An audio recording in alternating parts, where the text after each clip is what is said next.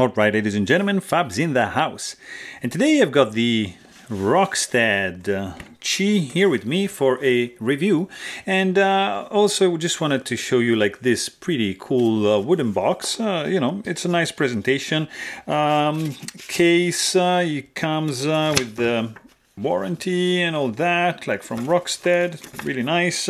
And also a leaflet here where it states some of the specs, the serial number. It's signed by the guy or the person who did the quality check, so it's very nice. It comes with this pretty soft cloth, and there's like a panel like over here, and boom, look at this. This is a pretty cool knife, guys, and we're gonna analyze the look, the sound, and the feel of this guy. But first of all, let's just do a quick size comparison.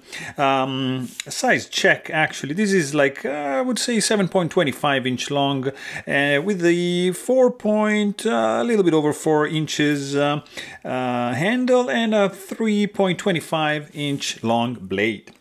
This is a very compact knife, I would say. For example, this is up against the Ontario Rat number 1. As you can see, it's kind of in between the Rat number 1 and the Rat number 2.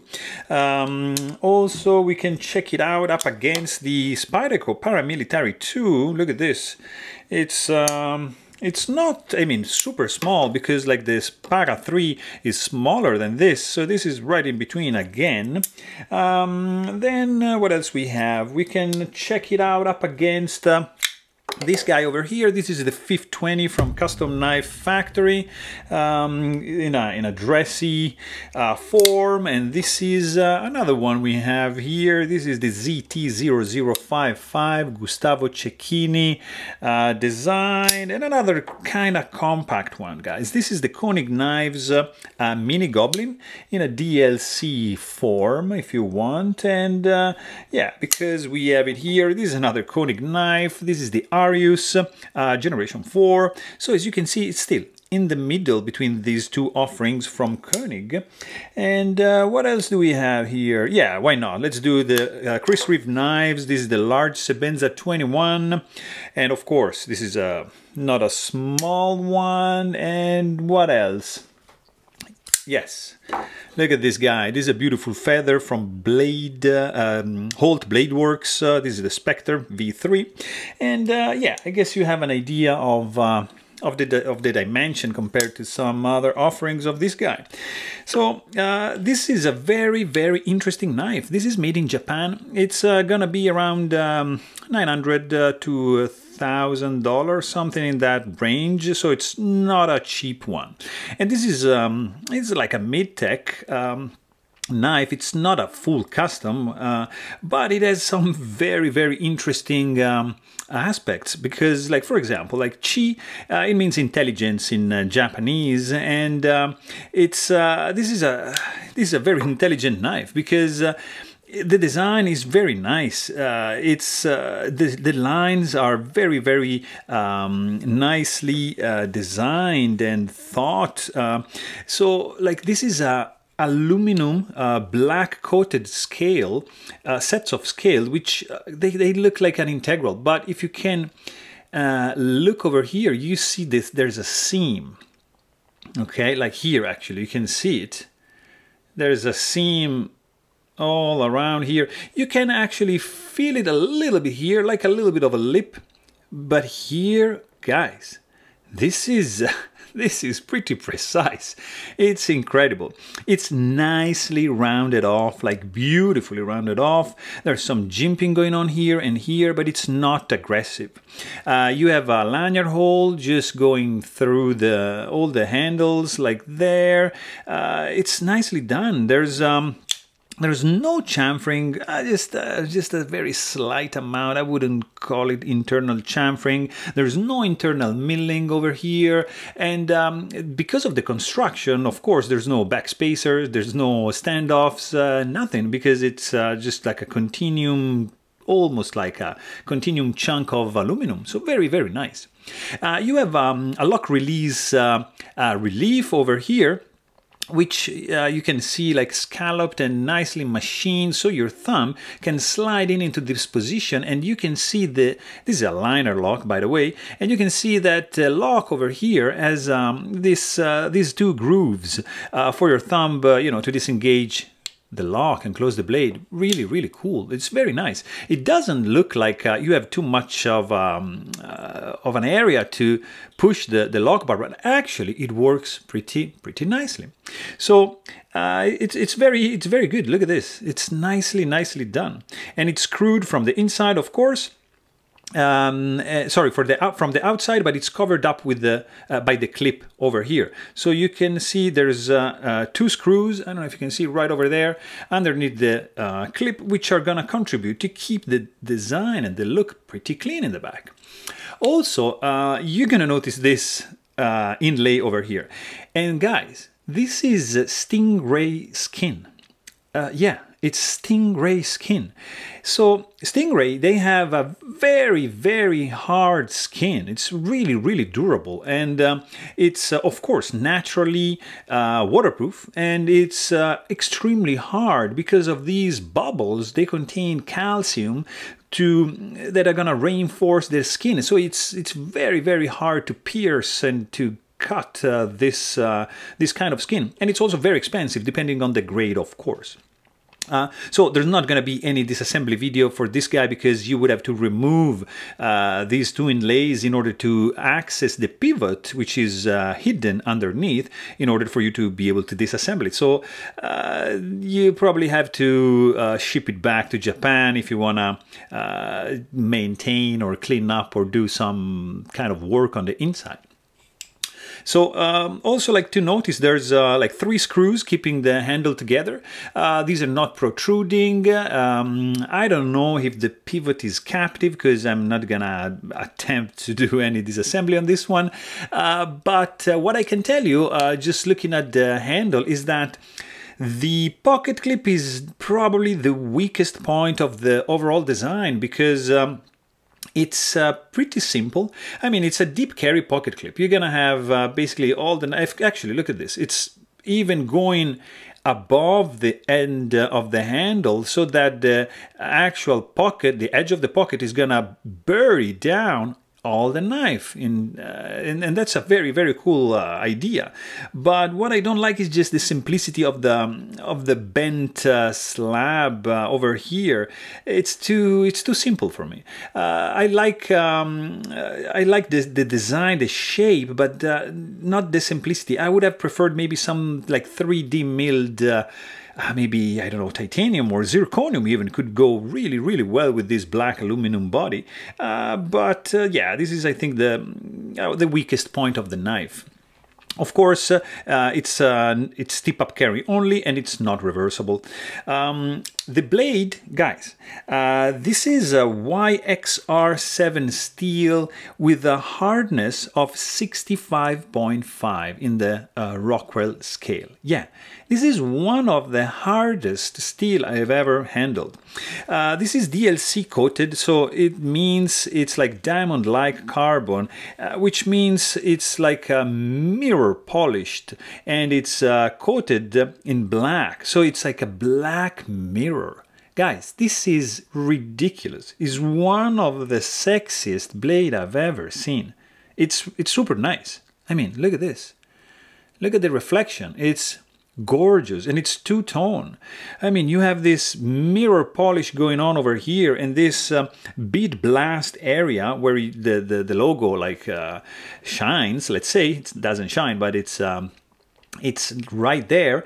And I mean, the overall shape, it's pretty sick. This is a 3-inch long blade.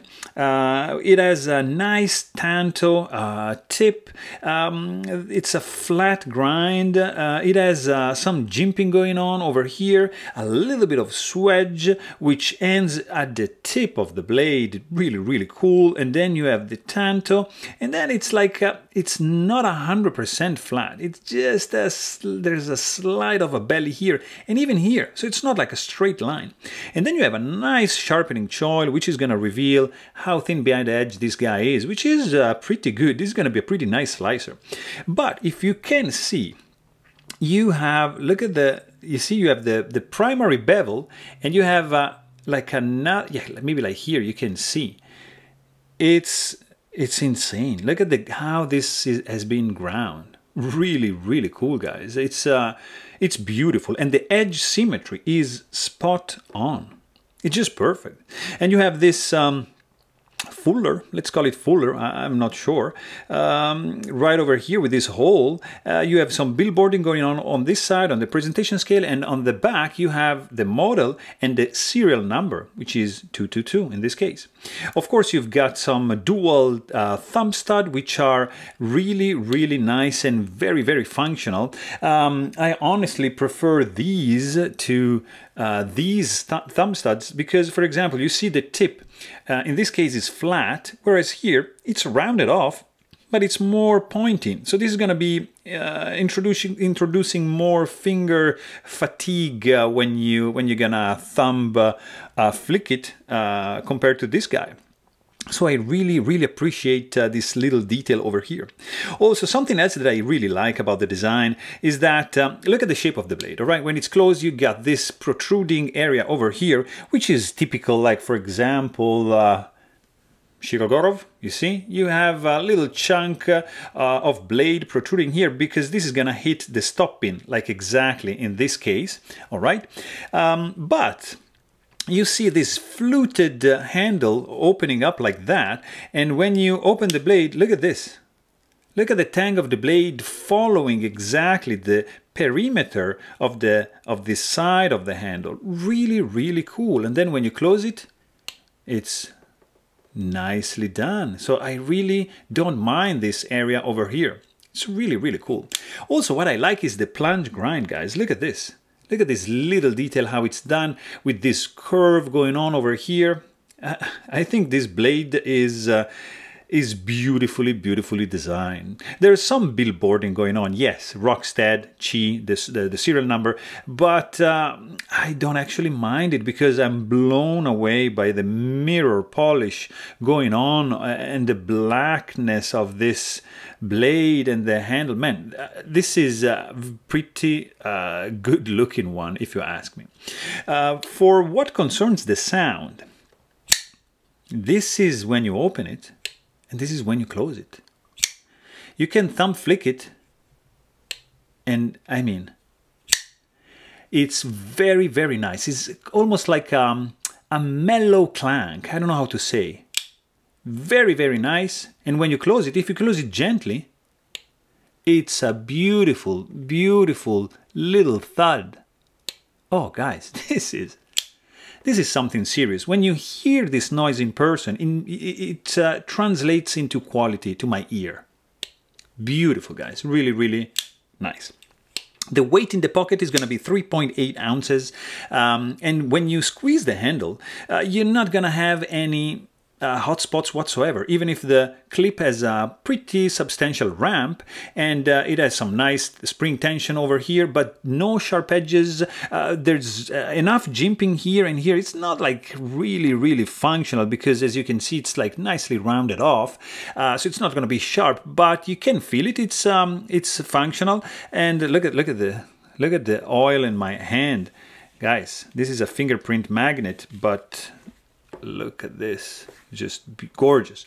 So yeah, I was saying that the grip on this in this guy is it's very nice. It's a little bit on the slippery side because it's very smooth, has a very smooth finish. There's no hot spot going on over here, and it feels absolutely solid in the hand because of the construction. It's basically like two slabs put together, and you're not gonna feel any wiggle, any play, nothing. There's no blade play. It's very, very solidly built. The other thing you might notice is that in order to keep the presentation side clean, they had to hide the pivot with this beautiful inlay, but they had to use the screws, like screwed into the actual handle. So be really careful. You're not going to disassemble this one, but if you want to unscrew this, these 3 screws, and when you put them back, you have to be really careful, because if you strip them, oh man, you're gonna have an issue, because they are screwed in right in directly into the scale. So keep that in mind. I don't see any gaps except for a little bit of lip over here. That's just a little bit of fit and finish, not issue, but it's just a minor thing that it's going on right over here. But everything else, it checks out, guys. It's pretty nice. You can deploy this blade like with 2 hands, of course, like just using the thumb stud like that. You can do a thumb flick, or you can do like a spidey flick, like so, and it's very smooth. Like, this guy is running on washers, and it's absolutely smooth. This is Sebenza smooth territory. So if you are familiar with the Sebenza, you know what I'm talking about. The washers on this guy are really nicely designed. The detent is on the medium weak side.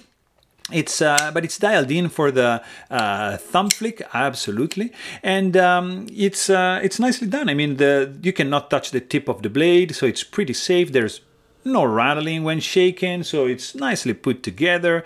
The lock bar is pretty easy to access and to disengage. 0 lock stick.